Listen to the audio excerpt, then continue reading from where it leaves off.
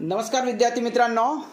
बघा विद्यार्थी मित्रांनो, कालच्या तारखेत म्हणजे 28 तारखेला 28 ऑक्टोबरला तुमचा नागपूर शहराचा हा पोलीस आयुक्तालयाचा पोलीस भरतीचा हा पेपर झालेला आहे. आणि पोलीस शिपाई भरती 2019ची जी ही भरती आहे, या 19च्या भरतीचा हा पेपर आहे. या भरतीमध्ये नक्की काय विचारलं गेलेलं आहे ते पाहूया. तर याच्या बघा, याचा दूरध्वनी क्रमांक आहे, फॅक्स नंबर आहे, त्याच्यानंतर हे त्यांचा ईमेल नंबर वगैरे आहे.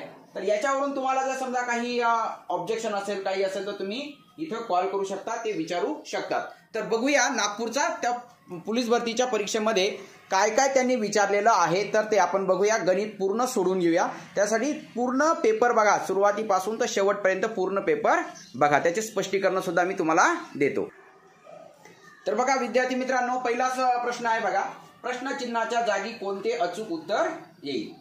तर असं चौकटीचा जो प्रश्न असेल तर एक लक्षात ठेवायचं, एक तर आडवी बेरीज सारखी असते किंवा उभी बेरीज सारखी असते, किंवा वरच्या दोघांची बेरीज खाली असते, किंवा खालच्या दोघांची बेरीज वरती असते, किंवा बाहेरच्या दोघांची बेरीज मध्ये असते, असं काहीतरी असतं. मग आडवी बेरीज जर केली 7 आणि 3 10, आजच्याला 1 आला, 3 1 4 आणि 4 8 आणि 2 10, म्हणजे आडवी बेरीज याची 100 झाली. याची आडवी बेरीज 9 2 11 9 20, 4 2 6 4, आडवी याची बी 100 झाली, याची 100 झाली, याची 100 झाली. म्हणजे याची बेरीज 100 येण्यासाठी 5 आणि 2 आणि 5 7, 7मध्ये 3 मिळावं लागेल. आणि 3 पर्याय फक्त इटा आहे, म्हणजे 23 35 42 केलं तर बेरीज काय येईल, 100 येईल. म्हणजेच पर्याय क्रमांक काय आला, सी पर्याय आला. त्याच्यानंतर दुसरा प्रश्न आहे, खालीलपैकी कोणत्या पंतप्रधानाचा मृत्यू पदावर असताना झाला नाही.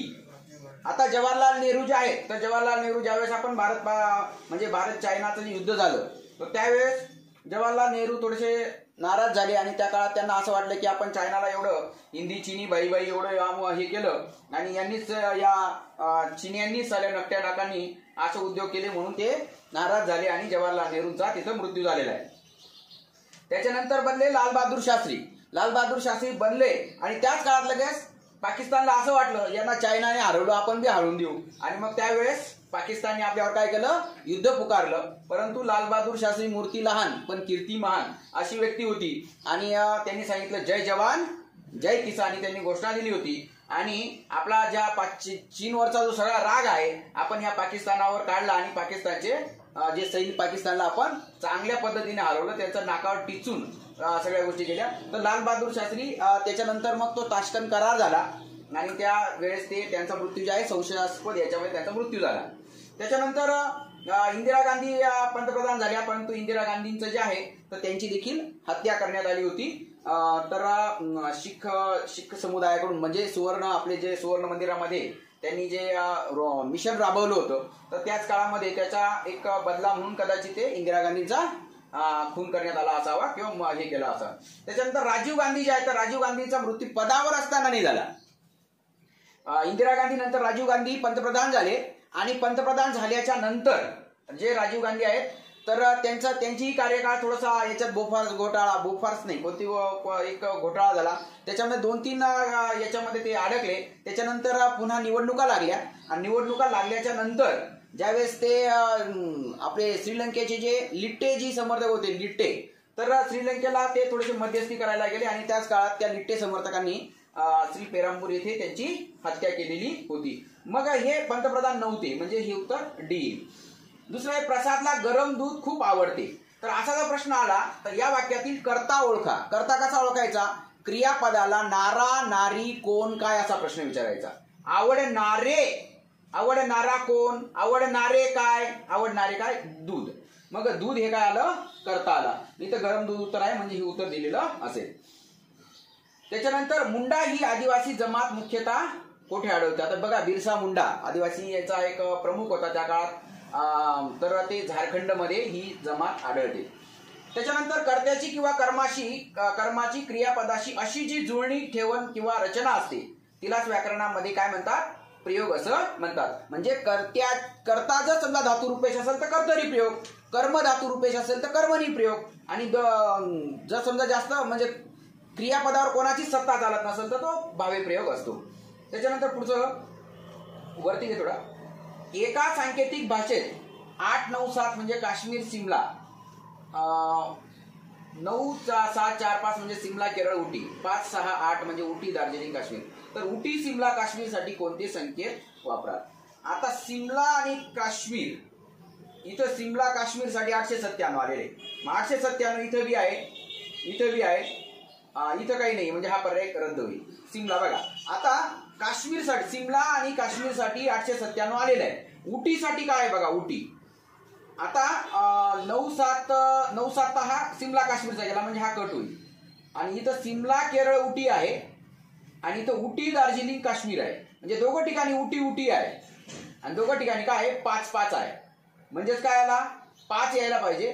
त्याच्यानंतर सिमला काश्मीरचा 897 आणि 5, 897 आणि फक्त 5 यायला पाहिजे, 897 आणि 5 म्हणजे 5-9-8-7 म्हणजे हा डी हा पर्याय येईल. त्याच्यानंतर 7 बघा विद्यार्थी मित्रांनो, जर वजा म्हणजे बेरीज, म्हणजे वजाच्या ठिकाणी अधिक चिन्ह घ्यायचं. बेरीज म्हणजे अधिक, बेरीज म्हणजे अधिक म्हणजेच वजा चिन्ह, म्हणजे वजाच्या ऐवजी अधिक घ्यायचं, अधिकच्या ऐवजी वजा घ्यायचं, गुणिलेच्या ऐवजी भागिले घ्यायचं, भागिलेच्या ऐवजी गुणिले घ्यायचं. तर खालीलपैकी कोणते समीकरण बरोबर आहे?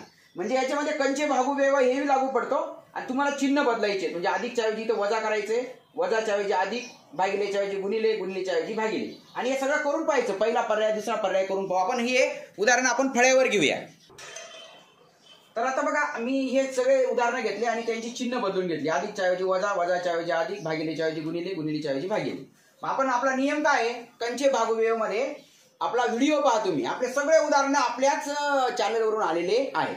तर 10/5 म्हणजे काय करायचं, पहिल्यांदा भागाकार करायचा, 10/5 म्हणजे 5 गुणे 10, इथं 2 करायचं. पुन्हा मग भागिले झाला का गुणिले करायचं, 4 गुणे काय आलं 8 आलं, म्हणजे याचं उत्तर काय आलं 8. मग बघा 30 वजा 5 अधिक 8 म्हणजे 30 आणि 8 38 होती, वजा 5 हे काय 58 उत्तर येणार नाही, म्हणजे पहिला पर्याय चुकला. आता दुसरा पर्याय, अधिकच्या ऐवजी वजा, अधिकच्या ऐवजी वजा, वजाच्या ऐवजी अधिक आणि गुणिलेच्या ऐवजी भागिले. मग आता फक्त याच्यामध्ये भागिले करून घ्यायचं. पहिल्यांदा 5 दुने 10 म्हणजे याचं उत्तर आलं 2. मग बघा 30 वजा 5 वजा 4 अधिक 2 म्हणजे 30 रुपये, आज चिन्ह नाही म्हणजे अधिक, अधिक म्हणजे आपल्याकडे आहेत, ऋण म्हणजे कर्ज आहे, हे ऋण म्हणजे कर्ज आहे, हे अधिक म्हणजे आपल्याकडे, म्हणजे 30 आणि 2 32 रुपये आपल्याकडे आहेत आणि 5 आणि 4 9 रुपये कर्ज आहे. मग 32 मधून 9 गेले, 32 मधून 9 गेले, किती राहिले 23 आले, म्हणजे हा पर्याय बरोबर आलेला, बाकीचं सोडवायची गरज नाही. तर आता पुढचा प्रश्न आहे, देशात साक्षरतेचे सर्वात कमी प्रमाण कोणत्या राज्याचे आहे? आता देशात सर्वाधिक जे आहे तर ते म्हटलं तर केरळ आणि सर्वात कमी म्हटलं तर बिहार राज्य आहे, साक्षरता सर्वात कमी आहे. त्याच्यानंतर मारिया रेसा, दिमित्री मोराटो, आता बघा आता नोबेल पुरस्कार दिले त्यांना, आहे का नाही, नोबेल पुरस्कार आताच दिले, त्याच्यामुळे लक्षात ठेवा हे शांततेचे नोबेल पुरस्कार आहेत. त्याच्यानंतर महाराष्ट्रातील हा ज्वालामुखी अग्निजन्य खडकाचा प्रकार आहे. महाराष्ट्र पठार जे आहे हे पूर्ण बेसॉल्ट खडकाने बनलेलं आहे, तर याचं उत्तर येईल बेसॉल्ट. त्याच्यानंतर मराठी वर्णमालेत एकूण किती स्वरादी आहे? स्वरादी म्हणजे काय, अम आणि आहा असे 2 स्वरादी आहेत, म्हणजे हे 2 झाले. त्याच्यानंतर हा जो प्रश्न आहे हा प्रश्न आपण फळ्यावर घेऊया. NB/OA हे जो प्रश्न आहे हा प्रश्न फळ्यावर लिहितो. तर बघा विद्यार्थी मित्रांनो, काय करायचं, पहिल्यांदा ABCD लिहून घ्यायची. प्रश्नपत्रिका मिळाल्या ABCDEFG याच्या जे काही M पर्यंत लिहायचं, वरती 1 2 3 असं 13 लिहून घ्यायचं, नंतर L लिहायचा आणि असं डायरेक्ट Z पर्यंत लिहायचं आणि असं 13 14 क्रमांक असं देऊन यायचा. म्हणजे काय, सुरुवातीपासून X आहे तर सुरुवातीपासून 24वा आहे आणि शेवटून म्हटला तर शेवटून असा 3रा आहे. आता D सुरुवातीपासून 4था आहे आणि शेवटून म्हटला तर किती आहे 23वा आहे. ही जी आहे हे लक्षात ठेवा.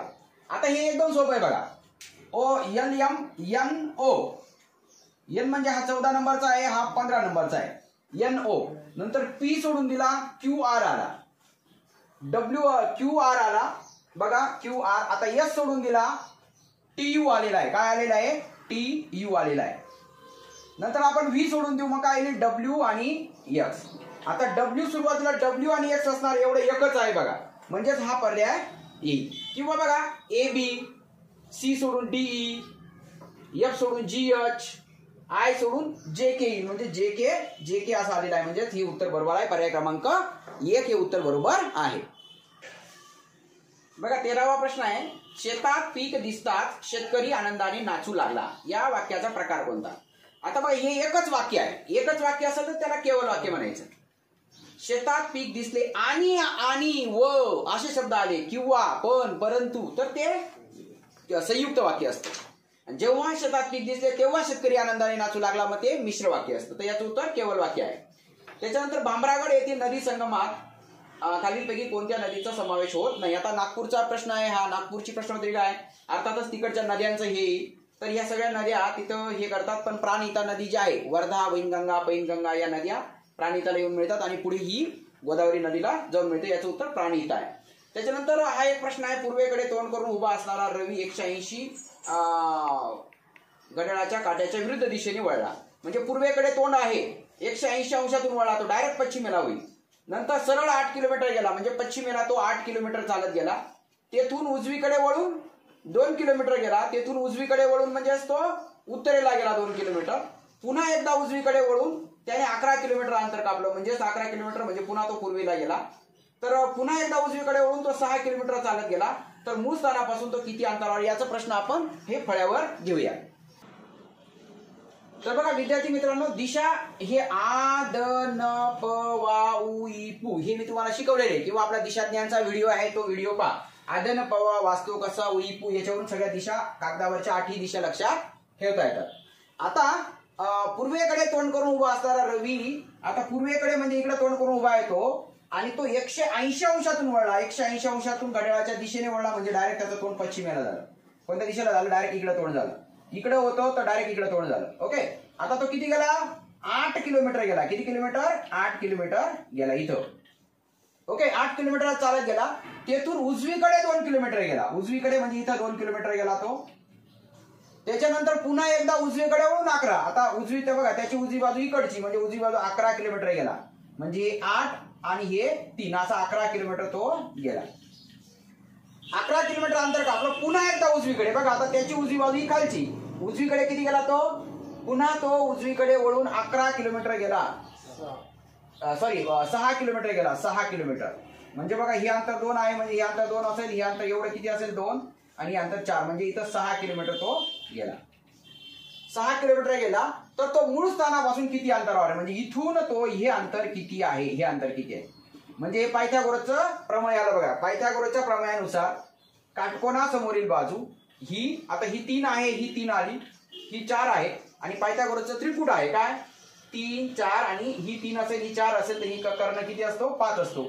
बघा आपलं पायथागोरसचं जे त्रिकुटांचं प्रकरण आहे तर ते पहा, तर तुम्हाला सहज लक्षात येईल. तर तो मूळ स्थानापासून 5 किलोमीटर अंतरावर आहे. बघा पुढचा प्रश्न आहे, पिवळ्याला हिरवा म्हटलं, हिरव्याला जांभळा म्हटलं, जांभळ्याला निळा म्हटलं, निळ्याला तपकिरी म्हटलं, तपकिरीला पांढरा म्हटलं, पांढऱ्याला काळा म्हटलं, काळ्याला लाल म्हटलं, तर मानवी रक्ताचा रंग कोणता? मानवी रक्ताचा रंग कोणता? लाल. लालला काही म्हटलंय का? लालला काहीच नाही. काळ्याला लाल म्हटलंय, पण लालला काहीच म्हटलेलं नाही.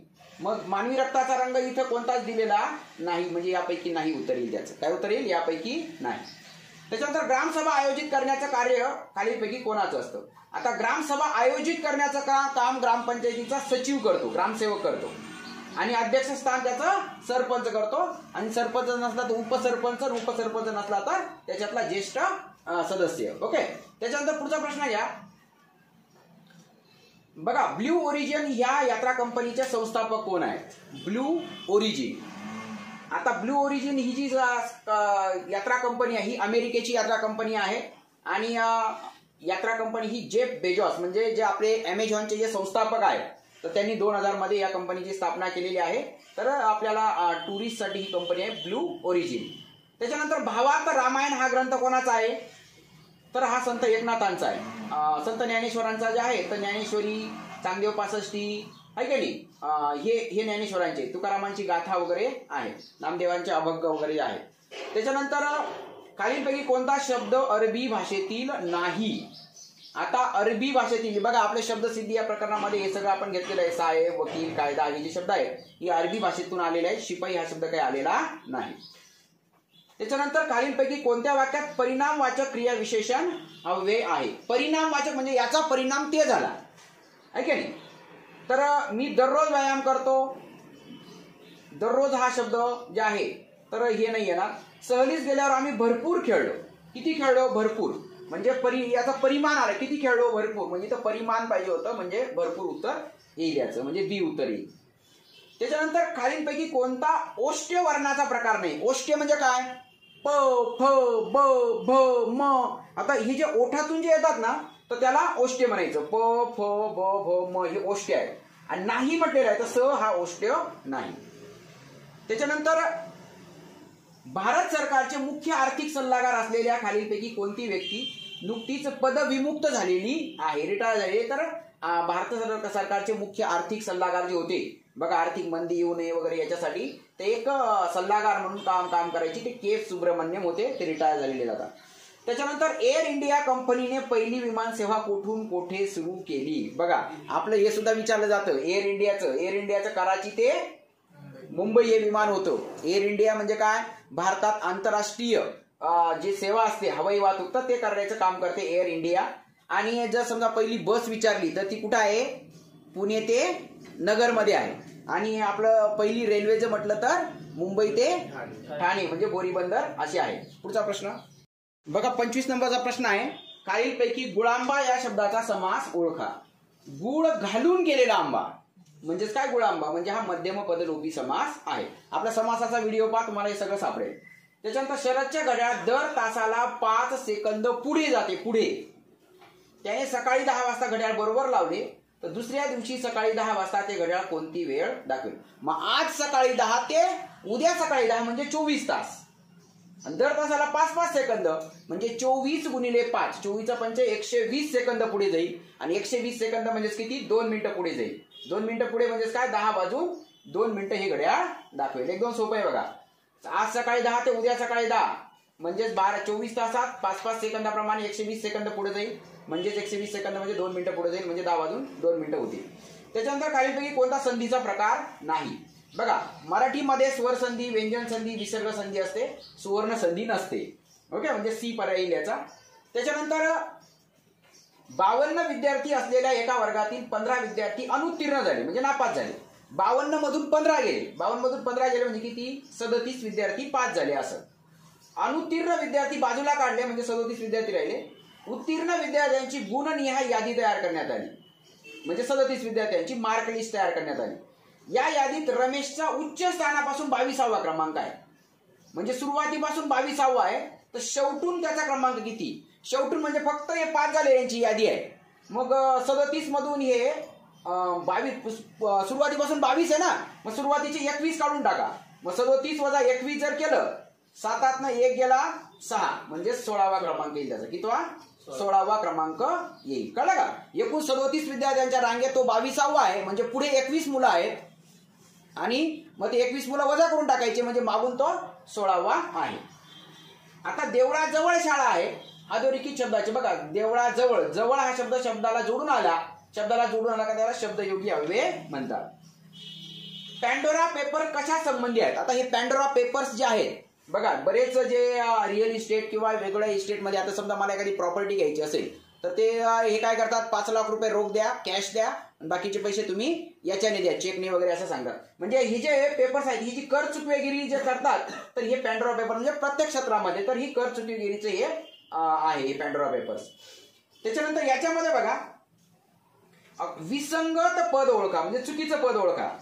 बघा सी च्या नंतर डी सोडून ई, एफ सोडून जी, नंतर एच सोडून आय, जे सोडून के, एल सोडून एम.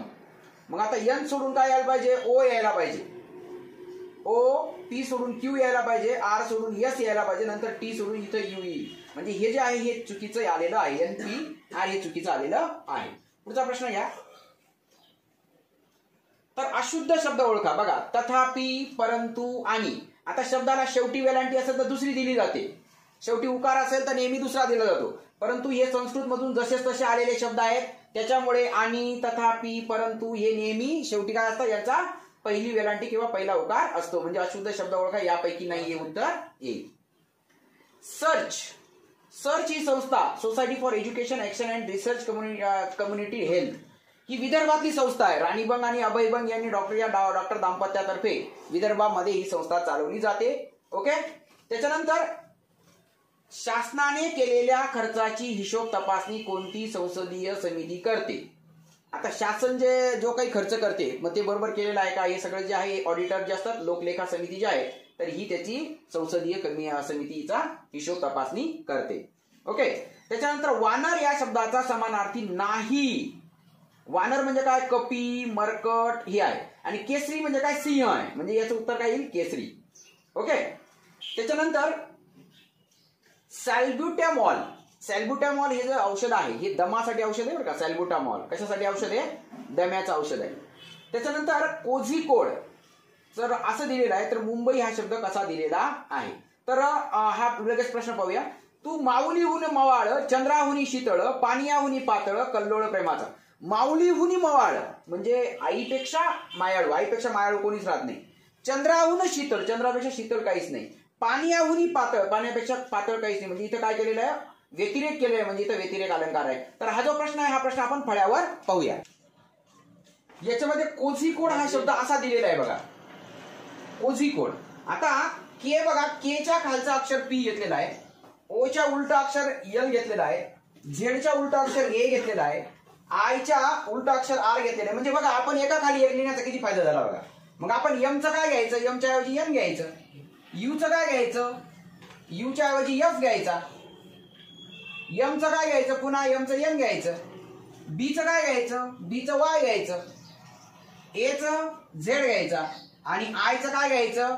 आयचं घ्यायचं आर. म्हणजे याचा N F N Y Z R हे 2 नंबरचा पर्याय. सॉरी 2 नंबरचा नाही, 3 नंबरचा हा सी हा पर्याय आहे. भाऊ पुढचे. डॉक्टर बाबासाहेब आंबेडकर या सन 2000 साली निर्मित झालेल्या चित्रपटाचे दिग्दर्शक कोणी डायरेक्शन केलेलं आहे? तर जब्बार पटेल यांनी हे डायरेक्शन केलेलं आहे. त्याच्यानंतर हा शब्द बघा, असिस्टंट हा शब्द असा लिहिला जातो, पार्टी असा लिहिला जातो, पारसी कसा लिहिला जाईल बघा. ए बरोबर 2 आहे, एस बरोबर 3 आहे. म्हणजे तेच अक्षरांचा क्रम आणि ते सुद्धा बरोबर आहे. मग आपल्याला पारसी म्हणजे पी बरोबर घ्यायचा 6, पी बरोबर काय घ्यायचा? 6 घ्यायचा. ए बरोबर घ्यायचा 2, 6 2, 6 2 इथं आहे 3 ठिकाणी, 4 ठिकाणी 6 2 आहे. आर, आर किती नंबरला? आर आहे 9 बरोबर. पार म्हणजे 6 2 9, 6 2 9 हे तर सुरुवातीला येईल. आणि यस, यस म्हणजेच किती? 3. आणि आय म्हणजेच किती? 4 नंबरचा अक्षर 4. म्हणजेच काय? 6 2 9 3 4 असं हे येईल. कळलं का तुम्हाला? म्हणजे अक्षरांचा क्रम आणि यांचा अंकांचा क्रम सारखाच आहे. म्हणजे ए बरोबर 2, एस बरोबर 3, पुन्हा एस बरोबर 3, आय बरोबर 4 असं दिलेलं आहे. पुढचा प्रश्न. 10चा घन 1000. 10चा घन मग 20चा घन 2 2 4 2 8 वर 3 शून्य म्हणजे 8000 उत्तर येईल. याचं किती उत्तर येईल? 8000. त्याच्यानंतर रामाने नलाकडून सेतू बांधविला. एखादं काम दुसऱ्याकडून करून घेतलं बघा. स्वतःला शक्य असेल तर बघा, मला 4 तास शिकवतो म्हणजे शक्य. भाव कर्तृक म्हणजे काय? कर्ता हाच आहे, क्रियापद हाच भाव, क्रियापदाचा भाव हाच कर्ता असतो. म्हणजे काय? आज सारखे मळमळते है ना, उजाडले तेव्हा 6 वाजले तर ते उजाडले, मावळले तर ते भाव कर्तृक आले. सिद्ध म्हणजे मूळचे. आणि दुसऱ्याकडून करून घेणं म्हणजे प्रयोजक क्रियापद. आपल्या क्रियापदाचा जो व्हिडिओ पाहिला असेल तुम्हाला हे लगेच लक्षात येईल. त्याच्यानंतर रेपो रेट आणि रिव्हर्स रेपो रेट कोण ठरवतं बघा. रिझर्व्ह बँक इतर बँकांना जे काही कर्ज देते त्याच्यावर काही व्याजदर आकारते आणि इतर बँकांकडून जे काही ठेवी ठेवते त्याच्यावर काही कर्ज देते, त्याच्यावर काही व्याज देते. ओके. म्हणजे रिझर्व्ह बँक जे व्याज देते आणि घेते तर त्याला काय म्हणायचं? रेपो रेट आणि रिव्हर्स रेपो रेट. ओके. याच्यावरच आपल्या जे तुम्ही ज्यावेळेस घर वगैरे खरेदी करतात त्यावेळेस रिव्हर्स रेपो रेट कमी झाला की आपल्या घराचा व्याजदर सुद्धा कमी होतो. खालीलपैकी कशात चुंबकीय पदार्थ म्हणता येईल बघा. लोखंड, निकेल, कोबाल्ट हे चुंबकीय म्हणजे चुंबकाने आकर्षित होतात. कोबाल्ट हे तांबे, सोने, चांदी काही आकर्षित होत नाही. विशेष संयुक्त व्यंजने कोणती? विशेष संयुक्त व्यंजने बघा, क्ष आणि ज्ञ यांचा पाय मोडलेला आहे म्हणजे विशेष संयुक्त व्यंजने आहेत आणि यांचा सबनिसांनी आपल्या याच्यामध्ये वर्णमालेमध्ये समावेश केलेला आहे. पुढचा प्रश्न घेऊ आपण. 14वं रत्न दाखवणं. मग 14वं रत्न दाखवू का तुला? म्हणजे काय? चांगला मार देऊ का? चांगला मार देणे. कोणतं काम पोलीस पाटलाचं नाही. आता पोलीस पाटलाचं काम काय असतं? गावामध्ये बंदोबस्त राखणं, पोलीस ठाण्यात एखादा गुन्हा घडला तर गुन्ह्याची खबर पोलीस ठाण्यामध्ये देणं, सराईत गुन्हेगार असतील तर त्यांच्यावर नजर ठेवणं, गुन्हेगारांना योग्य शासन देणं हे न्यायालयाचं काम आहे. हे ते त्यांचं काम नाही. म्हणजे याचं उत्तर आलं डी. त्याच्यानंतर बघा इथं 16 म्हणजे 4चा वर्ग, 5चा वर्ग, 6चा वर्ग, 7चा वर्ग, 8चा वर्ग आलेला आहे. मग इथं डी, नंतर ई, नंतर एफ, नंतर इथं जी पाहिजे होतं, मग इथं एच पाहिजे होते, तर इथं जी पाहिजे होता, इथं एच उत्तर येईल. याचं काय उत्तर येईल? एच उत्तर येईल. कदाचित प्रश्नही बाद होऊ शकतो. त्याच्यानंतर आमची युवक शक्ती दारूत नष्ट झाली. दारूत त इ आ हे कोणाचे सप्तमीचे प्रत्यय आहे म्हणजे बी उत्तरी. तृतीयाचे नेश आहेत, पंचमीचे ऊन चतुर्थीचे सल्ला ते सलानाते आहेत. मनोज सिन्हा बघा आताच नेमकंच केंद्रशासित प्रदेश तयार झालेला आहे आणि तिथले लेफ्टनंट गव्हर्नर आहेत. कोणतं राज्य आहे ते? जम्मू आणि काश्मीर. ओके. त्याच्यानंतर हा प्रश्न बघा 7 सखम 42, 6 पंचे 30, 5 नवे 45, 9 त्रिक 27, 3 1 3. याचं उत्तर काय येईल? 3 उत्तर येईल. 51 नंबरचं 3 उत्तर येईल. बघा प्रश्न चिन्हाच्या जागी कोणती संख्या येईल इथं? तर इथं बघा 25 आणि 20, 20 आणि 25 किती होतात? 45. त्याच्या दुप्पट 90 दिलेला असं तर नाही ना. 34 आणि 16 किती होतात? 50. 50च्या दुप्पट 100 दिलेले. मग 57 आणि 13, 57 58 59 60 अंदा 70, 70च्या दुप्पट मग आपण 140 करू. 140 उत्तर येईल. डी उत्तर आहे. त्याच्यानंतर बघा 1 1 2 3 6 म्हणजे शेवटी 6 6 6 6 कंपल्सरी म्हणजे इथे शेवटी 6 येईल. बरोबर. 1 2 3 2 3 4 पहिला अक्षर पहिला अंक सोडून 3 4 5 पहिला अंक सोडून 4 5 6 पहिला अंक सोडून आपण 5 6 7 घ्यायचा आणि मग शेवटी 6 घ्यायचा. 5 6 7 आणि शेवटी 6 म्हणजे ए उत्तर येईल. त्याच्यानंतर नागपूर शहराचे संस्थापक बघा हे जे गोंड माडिया गोंड हे जे राजे होते तर त्या काळातले गोंड राजा भक्त बुलंदशाह यांनी या शहराचं संस्थापक हे केलेलं आहे. नागपूर शहराचे संस्थापक ए. त्याच्यानंतर अधोरेखित शब्द नाम आहे. नाम बघा त्या दृष्टाने बरोबर दावा साधला. साधणारा कोण? दृष्ट म्हणजे दृष्ट हे काय आलं? नाम आलं. बरोबर. एक म्हातारा माणूस, माणसाची माहिती आहे म्हातारा म्हणजे विशेषण आहे हे नाही चालणार. फक्त ए उत्तर बरोबर आहे म्हणजे फक्त अ मधील हे नाम आहे. त्याच्यानंतर पुस्तक हा शब्द मराठी व्याकरणात कोणता लिंग प्रकारात येतो? पुस्तक. आता तो असलं तर पुल्लिंग, ती असलं का स्त्रीलिंग आणि ते पुस्तक म्हणजे नपुंसकलिंग. ए उत्तर येईल याचं. ते पुस्तक. आता हा जो प्रश्न आहे ना हा प्रश्न आपण याच्यावर घेऊ. एका वर्गामध्ये 18 मुले फार उंच आहेत. उंच मुलांची संख्या एकूण मुलांच्या संख्येच्या 3/4 आहे. 3/4 म्हणजे कसं? म्हणजे 4 पैकी 3 भाग हे मुलं आहेत म्हणजे 6 त्रिक 18 म्हणजे 4 भाग टोटल मुलं असतील म्हणजे 6 चौक 24. टोटल मुलं 24 असतील. टोटल एकूण मुलं किती असतील? 24. त्याच्यापैकी 2/3 मुली आहेत. मग 24 चे 3 भाग करा. 8 8 8. ओके. आणि त्याच्यातले 8 गुणे 16 हे मुलं आहेत. 16 काय आहेत? मुलं. म्हणजेच उरलेला 8 एक भाग म्हणजे 8 भाग. 8 हे काय असतील? मुली असतील म्हणजे 8 उत्तर पाहिजे होते याच्यामध्ये.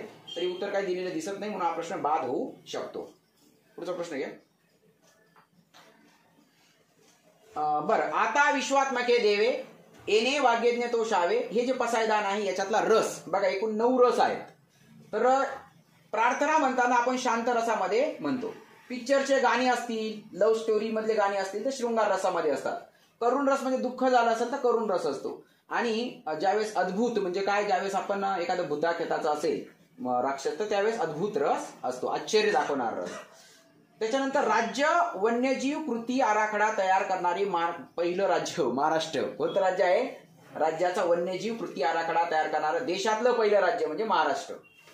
त्याच्यानंतर बघा ABCD WXYZ EFGH STUV म्हणजे बघा ABC नंतर D नंतर EFGH नंतर आपण काय करायचं? IJKL हे उत्तर येईल. 60चं ए उत्तर येईल. त्याच्यानंतर हिरवे हिरवे गार गालीचे, हिरवे हिरवे गार गालीचे, गालिचेची गुण दाखवलेला आहे म्हणून हे गुणविशेषण येईल. ओके. विशेषणाचा आपले सगळे मराठीचे व्हिडिओ आहेत आणि सगळं मराठी आपल्या व्हिडिओमधूनच आलेलं आहे. पुढचं तू काही आता लहान नाहीस याच्यासाठी होकारार्थी हे नकारार्थी वाक्य आहे. लहान नाहीस म्हटलं तू आता काही लहान नाहीस म्हणजे काय? तू आता खूप मोठा झाला आहे. याचं उत्तर ए येईल. त्याच्यानंतर एका ग्रंथालयातील 72% विद्यार्थी इंग्रजी वर्तमानपत्र वाचतात, 50% विद्यार्थी हे मराठी वर्तमानपत्र वाचतात, 25% विद्यार्थी हे दोन्ही वर्तमानपत्र वाचतात तर किती टक्के विद्यार्थी हे वाचत नाहीत?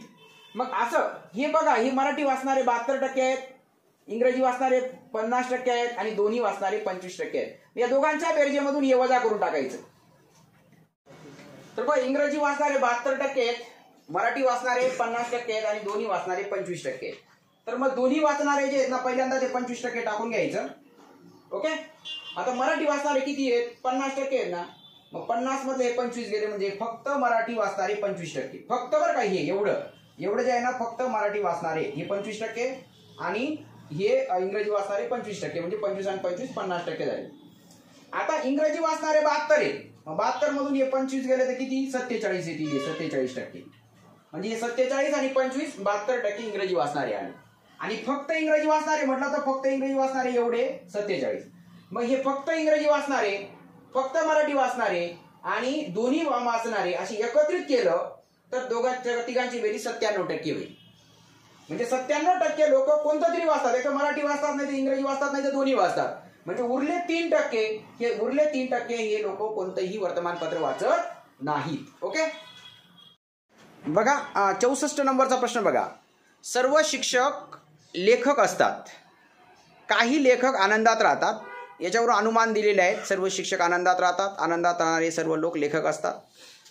तर याच्यामध्ये आपल्याला अनुमान ओळखायचे. सर्व शिक्षक लेखक असतात, काही लेखक आनंदात असतात.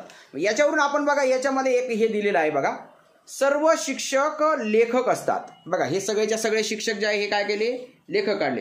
सगळे शिक्षक लेखक काढले, सगळे शिक्षक लेखक काढले. दुसरं, काही लेखक आनंदात असतात. काही लेखक काय असतात, आनंदात असतात. म्हणजे ही लेखकाचा काही भाग आनंदात काढला, लेखकाचा काही भाग आनंदात काढला, म्हणजे शिक्षक बी येऊन लागले. लेखकाचा काही भाग म्हणजे सगळे शिक्षक आनंदात आहेत असं बी, इथं बी काही लेखक आनंदात आहेत असं येतं.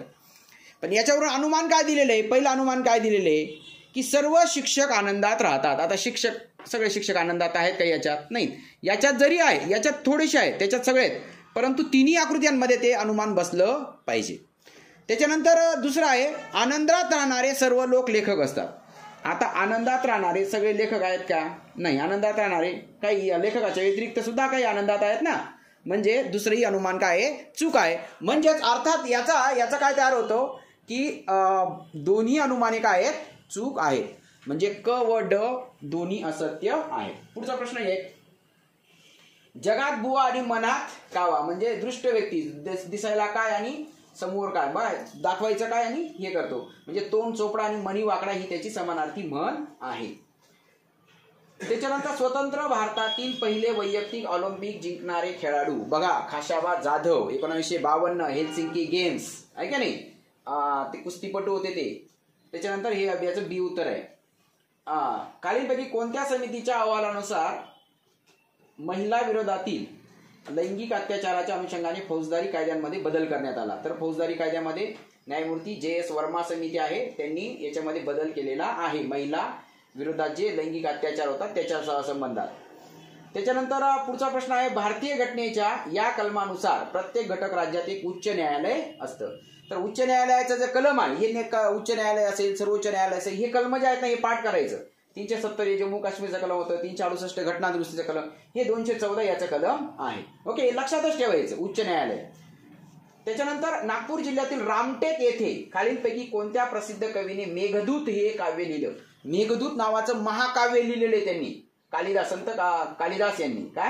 कालिदास यांनी काय लिहिलेलं आहे, मेघदूत हे काव्य लिहिलेलं आहे. तिथं माझ्या अंदाने संस्कृत विद्यापीठ देखील आहे, कवी कालिदास संस्कृत विद्यापीठ, तिथे एकमेव विद्यापीठ आहे ते. त्याच्यानंतर रामटेकला बरं का, मधु लाडू खात असे, म्हणजे भूतकाळात त्याची क्रिया नेहमी चालू असायची, म्हणजेच तो रीती भूतकाळ आला. काय आला, रीती भूतकाळ आला. त्याच्यानंतर याच्यामध्ये बघा, याच्यामध्ये त्रिकोण, चौकोन आणि हे गोल दिलेला आहे. तर आपण याच्यावरून प्रश्न बघूया. त्रिकोणात नसणारी, बघा त्रिकोणात नसणारे कोणतेही अक्षर आले, पण चौरसात असतील. चौरसात असणारे कोणते, बी आणि सी. त्रिकोणात नाहीये पण चौरसात असणारी अक्षर कोणती, तर अक्षर कोणती आली, मग बी आणि सी. त्रिकोणात नाही आहेत पण चौरसात आहेत, मग बी आणि सी याचे डी उत्तर येईल. त्याच्यानंतर पुढचा प्रश्न घ्या, त्रिकोण व चौकोन या दोन्ही आकृतीत असणारी पण वर्तुळात नसणारी. याबरोबर त्रिकोण आणि चौरसात आहे, त्रिकोण आणि चौरसामध्ये आहे, त्रिकोणात आहे आणि चौरसात आहे, पण वर्तुळात नाही. वर्तुळात नाही म्हणजे कोणती आली मग ती, बी हे अक्षर आलं. कोणतं अक्षर आलं, बी हे अक्षर आलेलं आहे. ओके, पुढचं, चौरस व वर्तुळ या दोनच आकृत्यात असणारी अक्षर कोणती. चौरस आणि वर्तुळ या दोनच ठिकाणी, चौरस आणि वर्तुळ या दोनच ठिकाणी असणारं कोणतं, सी हे अक्षर आलं. कोणतं अक्षर आलं, सी अक्षर फक्त चौरसात आहे आणि वर्तुळात आहे. ओके, पुढचं घे. बर, फक्त वर्तुळात असणारं अक्षर कोणतं? फक्त वर्तुळात असणारं घे खाली. फक्त वर्तुळात असणारं अक्षर, फक्त वर्तुळात असणारं अक्षर कोणतं आहे? ए अक्षर आहे. कोणतं अक्षर आहे? ए अक्षर आहे, फक्त वर्तुळात असणार. असे बघा 3-4 प्रश्न त्याच्यावरती आलेले आहेत. अजून एक प्रश्न आहे, चौरसात नाहीत पण वर्तुळात आहेत असे अक्षर कोणतं? चौरसात नाहीत पण वर्तुळात आहेत. चौरसात नाहीत पण वर्तुळात आहेत. चौरसात नाहीत पण वर्तुळात आहेत. बघा, चौरसात नाहीत, हे चौरसात नाहीयेत पण वर्तुळात आहेत. वर्तुळात आहेत म्हणजे ते ए आणि कोणतं? जी असेल, हे जी. ए बघा, A B C D E F G म्हणजे चौरसात नाहीत पण वर्तुळात. मग ए आणि जी अक्षर असेल, त्याला क्यू नका म्हणू. ए आणि काय असेल? जी अक्षर असेल. बरं, क्यू असेल तर क्यू, ए आणि जी असं लिहिलेलं आहे त्यांनी. त्याच्यानंतर फक्त वर्तुळात असणारे अक्षर झालं ना, वर्तुळात असणारे. आता कोणता राहिला? 75 नंबरचा प्रश्न घे. फक्त वर्तुळात असणारे ते बी झालं. आता पुढचा प्रश्न बघा, एक रेल्वे ताशी 70 किलोमीटर ताशी वेगाने धावत आहे. ती रेल्वे 560 मीटर लांबीच्या प्लॅटफॉर्मला 45 सेकंदात ओलांडते, तर त्या रेल्वेची लांबी किती? आता आपल्याकडे सूत्र आहे काय? 18 गुणिले ओलांडायचं अंतर छेद 5 गुणिले वेग बरोबर बरोबर किती तो काळ लागतो ते उत्तर आहे. तर आपण हा प्रश्न आपण फळ्यावर घेऊया. याच्यामध्ये आपल्याकडे सूत्र आहे वेळ बरोबर काय? 18 गुणिले ओलांडायचं अंतर छेद 5 गुणिले वेग. आता 45 सेकंदामध्ये ती काय काय ओलांडते? 560 मीटरचा प्लॅटफॉर्म ओलांडते आणि स्वतःची लांबी ओलांडते. मग आपल्याला अंतर आपण थोडा वेळ घ्यायचं नाही. मग 18 गुणिले अंतर छेद 5 गुणिले ताशी वेग आहे 70 किलोमीटर. मग 70 घ्यायचं इथं आणि इकडं 45 सेकंदात ओलांडते म्हणून 45 घ्यायचं. मग हा इकडचं जे हे भागीला इकडे याला गुणिले करायचं. 45 गुणिले 70 गुणिले 5 आणि हा जो 18 गुणिले हा याला भागीले करायचं म्हणजे काय? इकडे आलं ओलांडायचं अंतर. मग याच्यात काय? नवाच्या पाड्यात 9 दुनी 18, 9 5 45, पुन्हा बे 1 बे 3 6 1 उरला, बे 5 10 म्हणजे 5 25 गुणिले 35. 35 गुणिले 25 किती आलं? 25 वाजा 1600, अचाला 12 25 75 85 2 87 875 अंतर ओलांडायचं आहे. आणि त्याच्यामध्ये 875 मध्ये 560 मीटरचा काय आहे? प्लॅटफॉर्म आहे. मग 5 7 6 गेला 1, 8 5 गेला 3 म्हणजे 315 मीटर लांबी. बघा, त्याला 45 सेकंदात ते 875 मीटर अंतर ओलांडे. मग 875 मध्ये 560 काय आहे? प्लॅटफॉर्म आहे. मग उरलेलं अंतर तिची स्वतःची लांबी असेल, आहे का नाही? स्वतःची लांबी अधिक प्लॅटफॉर्मची लांबी, मग ही एकूण याची जी लांबी आहे रेल्वेची तर 315 येईल आणि प्लॅटफॉर्मची 560, असं 875 मीटर अंतर ती 70 किलोमीटर वेगाने 45 सेकंदात ओलांडेल. आता याच्यामध्ये बघा, पुढचा प्रश्न आहे 77 नंबरचा. 2 अधिक 1/5 अधिक 1/50 अधिक 1/500. आता बेरीज करायची तर छेद सारखे पाहिजे. बघा, छेद या सगळ्यांचा 1 5 50 यांचा छेद काय करायचं? 1000 करायचं. म्हणजे याला कशाने गुणायचं? 2 ने गुणायचं म्हणजे 1000 येईल. याला 20 ने गुणलं तर याचा 1000 येईल. याला 200 ने गुणलं तर 1000 येईल आणि याला 1000 ने गुणलं तर याला 1000 येईल. आता खाली अंशाला छेदाला ज्या संख्येने गुणलं त्याच संख्येने अंशाला गुणायचं. म्हणजे खाली 1000 ने गुणलं तर वरती 1000 ने गुणायचं. खाली 200 ने तर वरती 200 ने, खाली 20 ने तर वरती 20 ने, खाली 2 ने तर वरती 2 ने. मग आता खाली सगळ्यांचा छेद याचा 1000 याचा 1000 याचा 1000 याचा 1000 छेद 1000 झालेलं आहे. मग फक्त अंशांची बेरीज करायची आपण. अंशांची बेरीज काय? 2 गुणिले 1000 किती? 2000. 2 गुणिले 200 गुणिले 1 किती? 200. 20 गुणिले 1 20 आणि बे 1 बे. आणि सगळ्यांचा छेद काय घ्यायचा? 1000 घ्यायचा. मग 2000 आणि 200 2200 आणि 20 2200 20 आणि 2 2200 22. 2222 छेद 1000 आणि 3 शून्य असले तर इथं दशांश चिन्ह मानायचं, चिन्ह नसलं तर आणि 3 घर इकडे सरकवायचं. 1 2 3 इथे येईल म्हणजे 2.222. 2.222 म्हणजे याचं उत्तर आलेलं आहे बी. ओके, बरं. हा पुढचा प्रश्न बघा. सचिन व संजय यांच्या आजच्या वयाचं गुणोत्तर 3:4 आहे. आणखी 7 वर्षांनी त्यांच्या वयाचं गुणोत्तर 7:9 होईल, तर सचिनचं आजचं वय किती? बरं, सचिनचं आजचं वय आपण काय करू? 42 मानू. म्हणजे 3ला कशाने गुणलं? 3ला 14 ने गुणलं तर 42 येईल. गुणोत्तराचा एक नियम असतो, याला 14 ने गुणलं तर याला 14 नेच गुणायचं. म्हणजे याचं वय 14 त्रिक 42 असेल तर याचं 14 चोक 56 असेल. कळलं का? याचं 42 याचं 56. मग 7 वर्षानंतर किती होईल? 42 आणि 7 49 आणि 56 आणि 7 63. म्हणजे 49चं 63ची गुणोत्तर. 49 आणि 63ला 7 ने भागलं. 7 49 7 9 63 बरं 7 9 म्हणजे उत्तर काय आल्याचं 42 उत्तर आले. पर्यायातून आपण सोडवलेलं आहे. त्याच्यानंतर 1 3 5 7 9 असे डायरेक्ट 135 पर्यंतच्या यांची बेरीज विषम संख्यांची बेरीज किती आहे ना. मग आता याच्यामध्ये हे एकदम सोपं उदाहरण आहे. याच्यामध्ये 1 ते 135 पर्यंतच्या विषम संख्या काढायच्या. विषम संख्या कशा? समान फरक असणाऱ्या संख्या कशा काढतो? याच्यातनं 135 मधून 1 वजा करायचं, 2 2चा फरक म्हणून 2 मिळवायचा आणि ही वजा केलेली संख्या याच्यामध्ये ॲड करायची. बघा तर एकूण 135 वजा 1 करायचं छेद 2 अधिक 1 म्हणजे 134 छेद 2 म्हणजे 67 अधिक 1 म्हणजे किती 68 संख्या आहेत. आणि यांचं 68 संख्यांची बेरीज करायची असेल तर 68चा वर्ग करायचा आणि 68चा वर्ग किती येतो 4624. किंवा याला दुसरी एक पद्धत आहे. 68 संख्या म्हणजे अशा 68 जोड्या बनतील. 136 36च्या किती 68 जोड्या बनतील. मग 68 छेद 2 गुणिले 135 अधिक 1 136 म्हणजे 136 गुणिले 34 म्हणजे 4624. दोन पद्धतीने समजावून दिलेलं आहे. बघा क्रमवार विषम संख्यांची बेरीज यांचा वर्ग जेवढ्या संख्या असेल त्यांचा वर्ग करायचा. अशा पद्धतीने देखील काढता येतं आणि ही पद्धतीने देखील काढता येतं. आता पुढचा प्रश्न आहे 2 क्रमवार समसंख्यांचा लसावी 144 आहे. काय सांगितलं?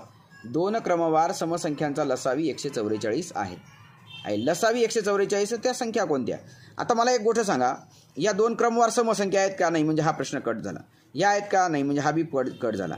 आता 2 क्रमवार समसंख्यांचा लसावी 144 आहे आणि सम असल्या का त्यांचा मसावी 2 असतो. म्हणजे 144 दुने 288 त्यांचा गुणाकार असला पाहिजे. गुणाकार किती व्हायला पाहिजे? 2 क्रमवार संख्यांचा लसावी जर 144 असेल तर मसावी 2 असतो म्हणजे त्यांचा गुणाकार 288 असेल. आता 288 गुणाकार आता 24 दुने 48 हा लय मोठी संख्या होऊन जाईल म्हणजे यांचा गुणाकार 288 येईल. किती येईल? 288 येईल. किंवा बघा 2 क्रमवार समसंख्यांचा मसावी 2 असतो आणि लसावी गुणिले मसावी बरोबर 2 संख्याचा गुणाकार. मग लसावी 144 मसावी 2 बरोबर 288 आणि 288 हा गुणाकार 16 आणि 18चा आहे. पुढचा प्रश्न आहे 4 बहिणींचं 5 वर्षापूर्वी वयांची बेरीज 180 होतं. 5 वर्षापूर्वी बरं का, म्हणजे आज 4 इंच 5 5 म्हणजे 20 वर्ष वाढेल. 5 चोक 20 वर्ष आज वाढेल म्हणजे आज 80 आणि 20 किती आज किती असेल बेरीज 100 असेल आज. आता 15 वर्षानंतर पुन्हा 15 4ही बहिणींचं 15 वर्ष वय वाढेल म्हणजे 15 चोक 60 वर्ष 100 आणि 60 किती 160 वर्ष हे त्यांचं वय येईल. किती वय येईल? 160. किंवा हे बघा याच्यामध्ये 5 वर्षापूर्वी 4 बहिणींचं वय 80 म्हणजे आज 4हींचं 5 5 वर्ष वय वाढलं म्हणजे 80 अधिक 20 बरोबर 100 आणि मग 15 वर्षानंतर 4ही बहिणींचं वय पुन्हा 15 चोक 60 वर्ष वय वाढेल 100 अधिक 60 बरोबर 160 वय होईल.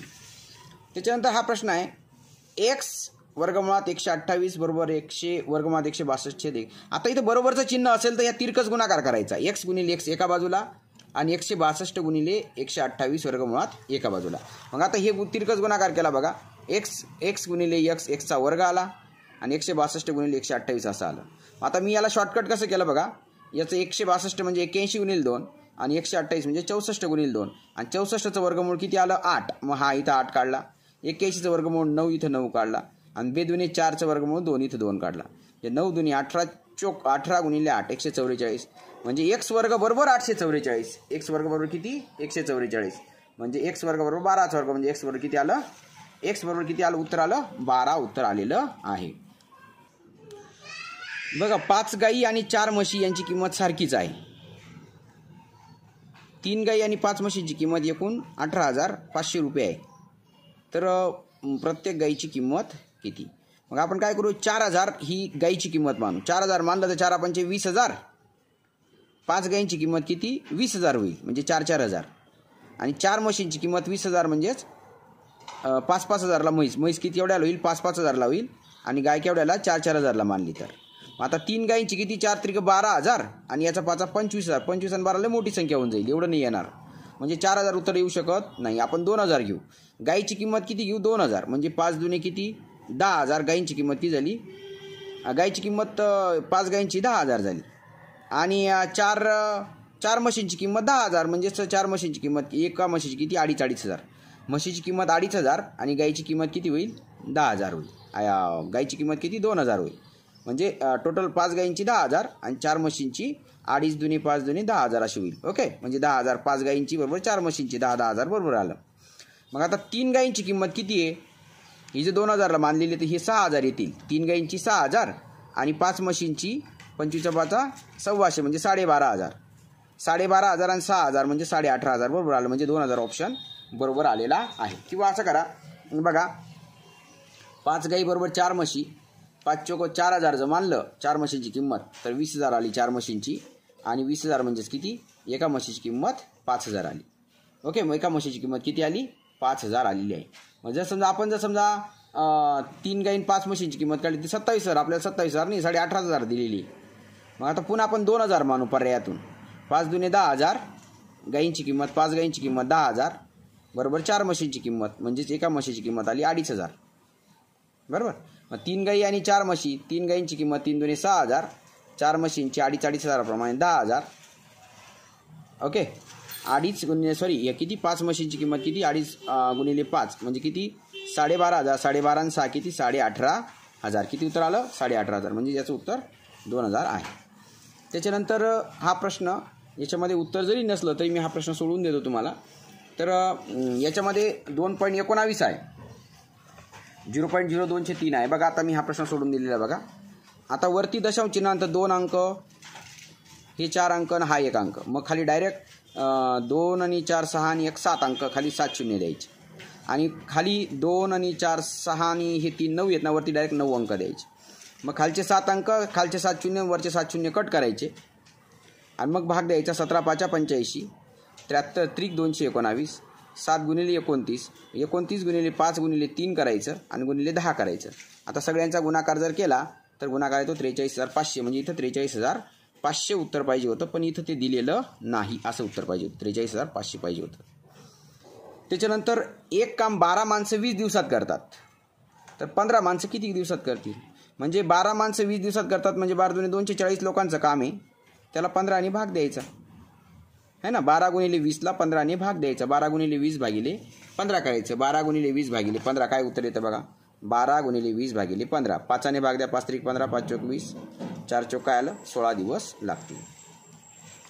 त्याच्यानंतर पुढचं आहे एका व्यासपीठावर 18 वक्ते होते प्रत्येकाने एकदाच हस्तांदोलन केलं. हस्तांदोलन बघा 18 वक्ते असेल तर 1 ते 17ची बेरीज करायची 17 असेल तर 1 ते 16ची बेरीज करायची. हे मी तुम्हाला आपल्या सगळ्या व्हिडिओमध्ये सगळे प्रश्न आलेले आहेत. मग 1 ते 17ची बेरीज कशी करायची 17 गुणिले 18 भागिले काय 2 2 9 18 17 9 153 किती 153.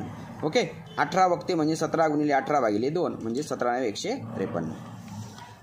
त्याच्यानंतर 1 मे रोजीचं तापमान 25.6 डिग्री होतं.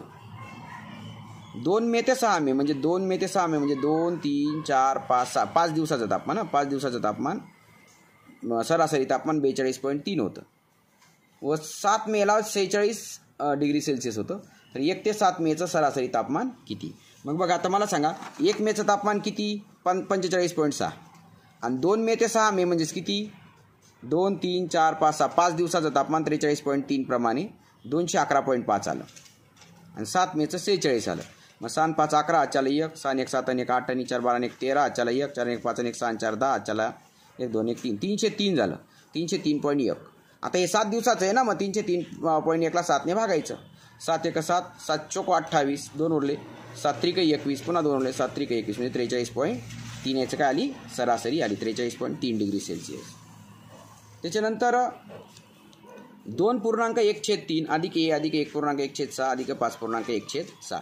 आता ही याचं उदाहरण कसं सोडवायचं बघा. आता पहिली गोष्ट काय करायचं याचा आणि याचा गुणाकार करायचा 3 दुने 6 आणि 1 7/3 केलं अधिक ए आता याचं 6 1 6 आणि 1 7/6 केलं आद्या बरोबर 4 5 20 आणि 21/4 केलं बरोबर. मग आता यांची बेरीज करायची असेल या दोघांची तर याचे छेद सारखे पाहिजे. याचा छेद 6 आहे याचा छेद 6 करण्यासाठी याला 2 ने गुणलं याला 2 ने गुणलं 7 दुने 14/6 अधिक 7/6 14/6 अधिक 7/6 अधिक ए बरोबर 21/4. मग 14 आणि 7 किती 21/6 अधिक ए बरोबर 21/4. हा 21/6 इकडे अधिक आहे, इकडे त्यांना काय होईल वजा होईल. मग ए बरोबर 21/4 वजा 21/6. मग पुन्हा यांचा वजाबाकी करायची छेद सारख्या पाहिजे. मग याला 6ला 2 ने गुणलं, याला 3 ने गुणलं आणि छेदाला गुणलं तर अंशाला गुणावं लागेल, यालाही गुणावं लागेल. मग याला 2 ने गुणावं लागेल, याला 2 ने गुणलं तर याला 2 ने गुणावं लागेल. 21 ते 63 मधून 21 2 42 वजा केलं तर 21 उत्तर येईल. किती उत्तर येईल 21 उत्तर येईल वरचं. आणि खाली 12 21/12 म्हणजेच किती 3 आणि भाग द्या 3 चोक 12 3 7 21 आणि पुन्हा 7/4चं 4 1 4 भागाकार पुढं बाकी 3/7 1.3/7 उत्तर येईल. पुढचं एक पोलीस चोराला पकडण्यासाठी त्याच्या पाठीमागं पळत आहे. चोर 10 पावलं पळाला की पोलीस 8 पावलं पळतो. म्हणजे चोर जास्त पावलं टाकतोय, हा पोलीस कमी पावलं टाकतायत. मात्र पोलिसांच्या 5 पावलांचं अंतर चोराच्या 7 पावलांचं म्हणजे पोलिसाच्या पायांचं अंतर जास्त आहे. म्हणजे पोलीस चोरांना पकडू शकतो. तर पोलीस व चोर यांच्या पळण्याच्या वेगांचं प्रमाण किती. तर बघा चोराचे 10 पावलं तर पोलिसाचे 8च पावलं आहेत. पण जर समजा पोलिसाने 5 फूट कापलं तर पोलिसाने जर समजा याचं काय म्हटलेले पोलिसाच्या 5 पावलांचं अंतर याच्या 7 पावलांचं अंतर आहे एवढे. पोलिसाच्या 5 पावलांचं अंतर याच्या 7 पावलांचं अंतर एवढं. म्हणजे 5 7 इथं 5 नाही मांडला मी, इकडं 5 मांडला बरं का, तिरकं केलं. मग 10 5 50 म्हणजे हे जर समजा 50 फूट चालले तर हे पोलीस 56 फूट चालतील. म्हणजे 6-6 फुटाने ते पकडतील. 6-6 फूट जास्त त्यांचा वेग आहे. जरी यांचे 8च पावलं आहेत परंतु 8साठी 56 हे म्हणजे 6 मीटर किंवा 6 फूट याच्यापेक्षा जास्त वेग आहे. मग आता पोलिसाचं चोराशी वेगाचं गुणोत्तर किती 56/50 म्हणजेच 2ने भाग दिला 25 आलं 28 आलं. म्हणजे 28×25 म्हणजे पोलीस 28 मीटर चालत असतील तर चोर 25 मीटर चालतील. ओके. आता पुढचा प्रश्न आहे. एका शिक्षकाने 10 15 किंवा 18 विद्यार्थ्यांच्या रांगांची मांडणी एका भरीव चौरसाकृती याच्यामध्ये असं चौरसाकृती केली. म्हणजे 10-10 केले किंवा 15-15 किंवा 18-18 असे केले. तर शिक्षकासोबत कमीत कमी किती विद्यार्थी असणं आवश्यक आहे. शिक्षकासोबत एकूण किती विद्यार्थी असणं आवश्यक आहे. आता मला सांगा 10 15 18 आहे. मग यांचा लसावी काढायचा. लसावी काढला तर लसावी किती आला यांचा 90. लसावी काढता येईल तुम्हाला. मग आता 90च्या पटीतील कोणती वर्गसंख्या आहे. कारण ती चौरस करायचं आहे ना आपल्याला. चौरस करायचा म्हणजे चारही बाजूला सारखे विद्यार्थी पाहिजे. 90च्या पटीतील वर्गसंख्या कोणती आहे. लहानात लहान बरं का. 90च्या पटीतील कमीत कमी वर्गसंख्या तर 90च्या पटीत 100 तर काही नाही आहे. 90च्या पटीत 90 आहे परंतु ही वर्गसंख्या नाही आहे. 3600 आहे परंतु ही मोठी आहे. ही 900 ही वर्गसंख्या आहे. म्हणजे याचं उत्तर काय आलं 900 आलं. म्हणजे काय करायचं 10 15 18 यांचा लसावी काढायचा आणि त्याला कशाने भागायचं 90ने. 90च्या पटीतली संख्या घ्यायची. त्याच्यानंतर पुढचा प्रश्न आहे. एका रकमेचे 18 वर्षात दुप्पट पैसे मिळाले. एका रकमेचे 18 वर्षात काय झाले दुप्पट पैसे मिळाले तर व्याजाचा दर किती. आता दुप्पट करायची रक्कम दुप्पट करायची असेल तर 100ला दराने किंवा मुदतीने भागावं लागतं. आता मुदत 18 वर्षे म्हणजे 100/18. 18 पंचे 90 10 उरले पॉईंट द्यायचा. पुन्हा 18 पंचे 90 पुन्हा 18 पंचे 5.555 ही उत्तर याचं येईल. दुप्पट करायची असेल तर 100ला भागा. तिप्पट करायची असेल तर 200ला. 10 पट करायची असेल तर 900ला. 5 पट करायची असेल तर 400ला भागायचं. ओके. पुढचं उदाहरण आहे. पहिल्या 2 संख्या तिसऱ्या संख्येपेक्षा अनुक्रमे 20% आणि 50% जास्त आहे तर पहिल्या 2 संख्यांचं प्रमाण किती.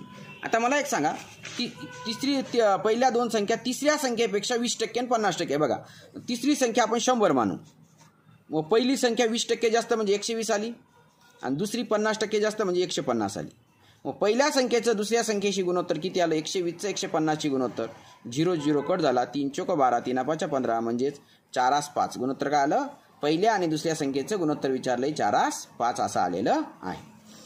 त्याच्यानंतर बघा पुढचा प्रश्न आहे. 2 संख्यांचा लसावी 1056 असून त्यांचा मसावी 12 आहे. त्यापैकी एक संख्या 96 असेल तर दुसरी संख्या काढा. आपल्याकडे सूत्र काय आहे. लसावी आणि मसावी यांचा गुणाकार 2 संख्यांच्या गुणाकारा एवढा असतो. म्हणजे लसावी बरोबर लसावी गुणिले मसावी बरोबर 2 संख्यांचा गुणाकार म्हणजे 1056 गुणिले 12 बरोबर 96 गुणिले दुसरी संख्या आहे की नाही. मग 1056 गुणिले 12 गुणिले 12 बरोबर 96 गुणिले दुसरी संख्या म्हणजे ती x मानली. 96 इकडे गुणिले इकडे भागिले गेला. मग 12 1 12 12 8 96, 8 1 8, 8 1 8, 2 उरले 8 3 24, 1 उरला 8 2 16, म्हणजे 132 याचं उत्तर आलेलं आहे. किती उत्तर आलेले आहे? 132. त्याच्यानंतर 3 संख्यांपैकी पहिली संख्या दुसरीच्या दुप्पट, दुसरी संख्या तिसरीच्या तिप्पट. जर त्या 3 संख्यांची सरासरी 10 येते तर त्या संख्यांपैकी सर्वात मोठी संख्या कोणती? आता 3 संख्यांची सरासरी 10 आहे म्हणजे प्रत्येकाकडे 10 रुपये, म्हणजे समजा 3 संख्यांची बेरीज किती? 30 रुपये. मग दुसरी संख्या तिसरीच्या तिप्पट. आपण काय करू बघा, दुसरी संख्या तिसरीच्या तिप्पट म्हणजे तिसरी एक्स मानायची दुप्पट आली, 3 पट आले, 3x आली. आणि पहिली संख्या दुसरीच्या दुप्पट म्हणजे 3x दुप्पट काय आली? 6x आली. आणि यांची बेरीज काय? 6 3 9 1 10x बरोबर काय? तिघांची बेरीज 30 म्हणजे सरासरी 30 आलेली आहे. ओके, तिघांची सरासरी 10 आहे म्हणजे बेरीज 30 आलेली आहे. मग 10x बरोबर 30 म्हणजे x बरोबर किती? 30 भागिले 10 म्हणजेच 3 उत्तर आलेलं आहे. मग आपल्याला मोठी संख्या विचारली आहे. मोठी संख्या काय? 6x म्हणजे काय? 6 गुणिले 3, 7 3 किती? 18 ही संख्या येईल. आपण पर्यायामधून जरी गेलो असतो तरी आपल्याला काढता आलं असतं. मोठी संख्या 18, 18च्या निम्मी दुसरी संख्या किती? 9 आणि याच्यात तिप्पट पहिल्या संख्येच्या म्हणजे ही 3 आली. 3 9 आणि 18 डायरेक्ट आपलं उत्तर काढता आलं असतं. पुढचा प्रश्न आहे, 12 मुलांचे सरासरी वय 15 वर्ष आहे. 12 मुलांचं सरा म्हणजे प्रत्येकाचं 15 वर्ष धरायचं. 15 दुने 150 आणि 15 दुने 30 म्हणजे 180 टोटल आहे. 180 टोटल आहे. 8 मुलांचं सरासरी वय 16 वर्षे म्हणजे 16 8 28 असे 128 आलं. ओके, उरलेले मुलं किती आहेत? 12 आठ गेले किती? 4 मुलं म्हणजे 4 मुलांचं वय किती आहे? 10 आठ गेला 2, 8 3 गेला 5. ओके, आणि म्हणजे 4 मुलांचं वय किती? 12 आहे. 4 मुलांचं वय 52 म्हणजे 4 भागिले 52 केलं तर 13 वर्ष येईल. किती येईल? 13 वर्ष येईल. किंवा बघा 12 मुलांचं सरासरी वय 15 वर्ष, मग एकूण बेरीज 12 गुणिले 15 म्हणजे 12 मुलांचे एकूण बेरीज 180. मग 8 मुलांचं सरासरी वय 16 वर्ष, मग एकूण बेरीज 16 8 128. मग उर्वरित 4 मुलांचं किती? 180 मधून 128 वजा करायचं आणि त्याला 4 ने भागायचं. 52ला 4 ने भागायचं म्हणजेच किती? 13 उत्तर येईल. आता पी या नळाने 3/5 टाकी भरण्यास 18 तास लागतात. म्हणजे समजा हा 5 भागाचे 1 2 3 4 5 असे 5 भाग केले आणि 5 भागापैकी हे जे 3 भाग आहेत 1 2 3 हे 3 भाग टाकी भरण्यास 18 तास लागतात. किती तास लागतात? 18 तास. म्हणजे एक भाग भरायला 6 6 6 असे तास लागतील. 3 भाग भरायला 18. आता उरलेली टाकी भरायला किती? 6 6 12 तास लागतील. किती? 12 तास लागतील. किंवा 3/5 म्हणजे 3 भाग भरायला 18, 2 भाग भरायला किती? 18 दुने 36 भागिले 3 म्हणजेच किती? 12 उत्तर येईल. पुढचं 7y/3 वजा 4 बरोबर 2y/6 अधिक 8. मग हा वजा 4 इकडं अधिक होईल आणि 2y इकडं वजा होईल. म्हणजेच काय उत्तर येईल बघा? 7y मग 2y इकडं वजा होईल. आणि आता वजाबाकी करायचे छेद सारखे पाहिजे. याचा छेद 6 आहे तर याचा छेद 6 करण्यासाठी याला 2 ने गुणायचं, याला 2 ने गुणायचं. म्हणजे 14y/6 वजा 2y/6. 14 मधून 2y गेले किती? 12y/6 बरोबर किती? हे 12 झाले. मग 6 1 6 6 2 12 आणि 2 गुणिले याला भाग दिला तर किती? 6 उत्तर येईल. किती उत्तर येईल?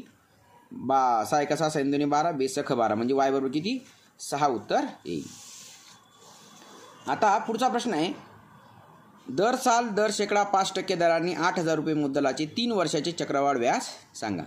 आता 3 वर्षाचं आता बघा 8,000चे 5% कसे काढायचे? 8,000चे 5% म्हणजे 2 शून्य कट करायचे म्हणजे 400 रुपये आलं. मग पहिल्या वर्षी 400, दुसऱ्या वर्षी 400, तिसऱ्या वर्षी 400 असं 1200 रुपये तर सरळ व्याजच आलं. आणि दुसऱ्या वर्षी काही या व्याजावर या 400 रुपयावर 5% व्याज लागेल म्हणजे हे 20 रुपये व्याज येईल. आणि तिसऱ्या वर्षी काय येईल? 400 आणि 400 820वर 5% लागेल. 820चे किती? 5%. 820चे 5% म्हणजे 200 1 शून्य गेला 1 शून्य गेला 5 5 10 50 म्हणजे 8 पॉईंट हे उत्तर येईल याचं. ओके, वाटल्यास मी तुम्हाला याच्यामध्ये याच्यावर सोडून देतो बघा. पहिल्या वर्षी 400, दुसऱ्या वर्षी 420 आणि तिसऱ्या वर्षी काय येईल? या 400 आणि या 800 हे 420 म्हणजे 820वर सुद्धा 5% व्याज लागेल. किती? 820वर 5% व्याज लागेल म्हणजे 0 गेला 0 गेला 5 5 5 2 10 बे 1 बे बे 4 8 बे 0 बे 4 8 बे 4 8 बे 1 बे म्हणजे 441 व्याज लागेल. कळलं का?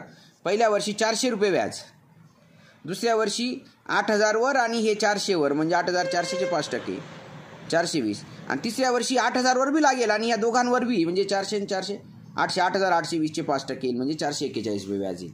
म्हणजे 400 पहिल्या वर्षी 400, दुसऱ्या वर्षी 420, तिसऱ्या वर्षी 441 असं 1261 व्याज झालं. किंवा सोपी पद्धत आपलं 8,000चे पहिल्या वर्षी 105% वाढेल, दुसऱ्या वर्षी 105%, तिसऱ्या वर्षी 105%.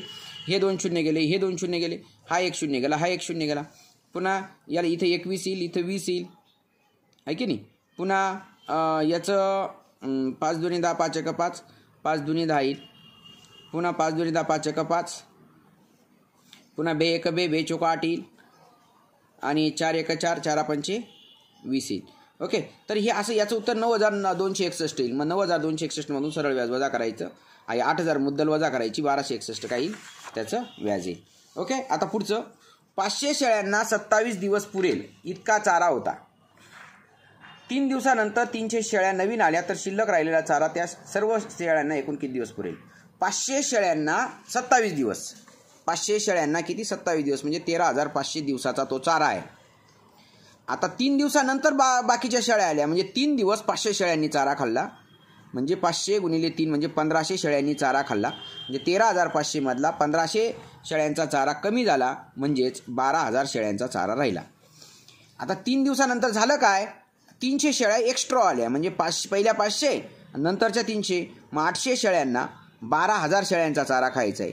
मग 12,000 भागिले 800, हे 2 शून्य गेले, हे 2 शून्य गेले, 8 1 8 8 1 8 8 4 उरले 8 45 म्हणजे 15 दिवस लागतील. किती? 15 दिवस पुरेल अजून. आता 1996ची सुरुवात सोमवारने झाली तर 99ची सुरुवात कशाने होईल बघा. 96ची सुरुवात सोमवारने झाली. दरवर्षी 1 दिवस पुढे सरकतो बरोबर, पण इथे हे 96 मध्ये लीप वर्ष आहे म्हणजे याच्यामध्ये 29 फेब्रुवारी तारीख आली आणि एक दिवसच्या ऐवजी मग इथं 2 दिवस पुढे येईल. सोमवारच्या नंतर मंगळवार न घेता इथं बुधवार येईल, बुधवारच्या पुढे गुरुवार, गुरुवारच्या पुढे शुक्रवार. 99ची सुरुवात कशाने होईल? शुक्रवारने होईल. तर 100च्या 100 प्रश्न मी तुम्हाला सोडून दिलेत विद्यार्थी मित्रांनो. तर याच्यासाठी एक चांगली लाईक होऊ द्या आणि चांगली कमेंट होऊ द्या म्हणजे तुम्हाला येणारा आणि तुम्ही जर चॅनलला नवीन असाल तर चॅनल सबस्क्राईब करा आणि बाजूच्या बेल आयकॉनला क्लिक करा म्हणजे माझा येणारा पुढचा व्हिडिओ लगेच तुम्हाला पाहायला मिळेल. Once again best of luck to all of you.